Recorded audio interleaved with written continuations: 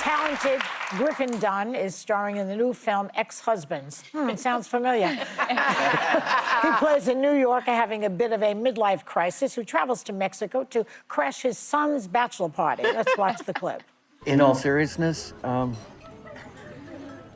as you guys get older and your lives start to take shape, you're gonna have to work harder to find time for each other. But it is well worth the effort. Because you're really gonna want to have these friendships when you're my age. I'm just so excited for your journey.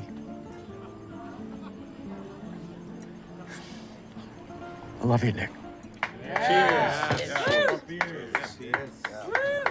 Please welcome Griffin Dunne.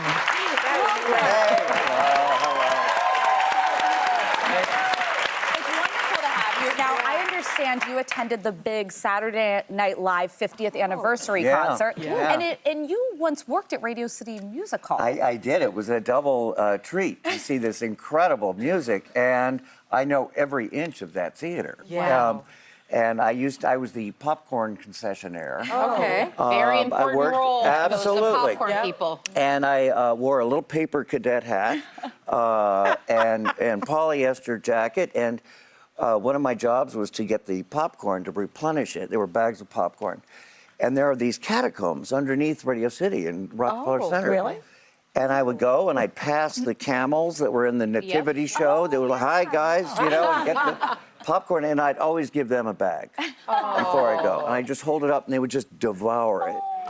And I just had so many great memories and getting to know the Rockettes. And so to go and then see, these amazing acts. Yes, I mean, David Byrne and Lady Gaga, it was just incredible. Well, and also considering that the only people invited on a night like that, that's a full circle moment from popcorn and polyester to. How about that? Yeah. Every single person who had a seat from the tiers up had some relationship to the show.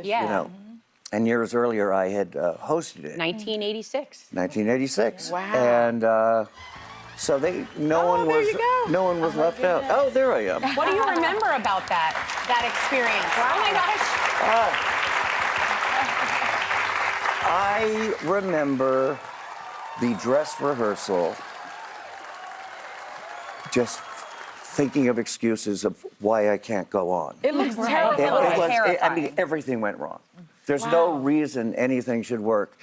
And then the actual thing happens. And it's like a miracle. I know. Yeah. But they were here, some of them, the old cast, and they said when the rehearsal goes well, they know it's going to bomb. That's all. Yeah, Really? absolutely. Well, thank God mine went terrible.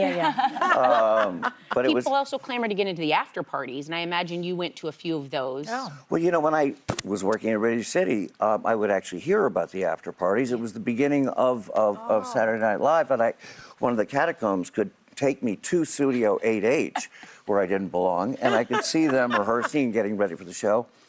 And at the beginning of the show, the beginning of the season, the after parties was not that big a deal. They were very low key, and there was a restaurant or like an old time bar next to the Ed Sullivan Theater, David Letterman, Tonight Show Theater, called McHale's. And that's where people would go, the cast, and nobody would give a big deal about it. And I would always go to those, totally uninvited. And I remember sitting at a table with, Bill Murray and Chevy Chase and all and me. Yep. And they're all talking, being hilarious, and I'm laughing along. And Bill goes, "Who the hell is this guy?"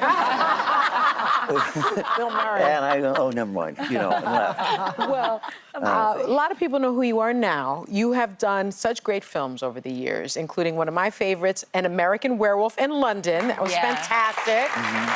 You did After Hours. And let's talk about your new film, because you're starring in a new film called Ex-Husbands. I don't know if you know, but Joy has written plays called My First Ex-Husband. Yeah. What's up with that? Okay, what's up with that? Absolutely. Yes. You know that the mother of my daughter, The mother of your daughter.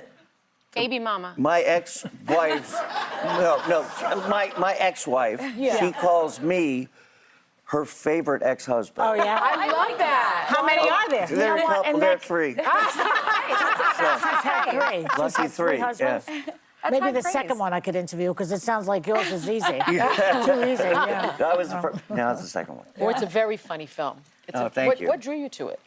Well, one, the premise, as you described, is very, very funny. But it also, first of all, how many people write scripts to star a guy of my age right now to carry the whole thing? Yeah. And it has a very relatable character that of being an adult, being a father to two adult children. Yes. And having my daughter is 34, and I know, I've got one of my sons has just recently come out, the one in the movie, and then another one is grappling with mental health issues. Yeah. And I know it doesn't end being a father. It just sure goes on and on and on. It does. And I'd never seen that in the movie. I found that really moving. It's so And- relatable. Yeah. Yeah. And then, I'm hardly mental health free in the movie either. Yeah. And they're very supportive of me of what I'm going Who through. is Griffin? And who is absolutely. They don't make movies about guys like that. We have to ask about your book, which Whoopi loved. She highlighted she it was on our incredible. latest Get Lit series. I remember when And you mentioned the it. Friday Afternoon Club, a family memoir, and you don't shy away from difficult topics. Of course, the murder of your sister in 1982, family secrets growing up in and around Hollywood. A year after it's come out, how do you feel just reflecting on putting all that out there and putting it together in the form of a book? Well, I know that it's very uncommon in publishing in this world to write a book that the publishing company sends you out on the road to promote. Yes. Yeah. And this isn't going to come around very often. So I've taken complete advantage of it, and I've traveled. I've been to Europe, England, and Ireland, and all over the United States. And the subjects in the book that I deal with, just through my life experience and my family's life experience, involve victims' rights, involve the judicial heavy. system, Yeah. involve domestic violence. Yeah.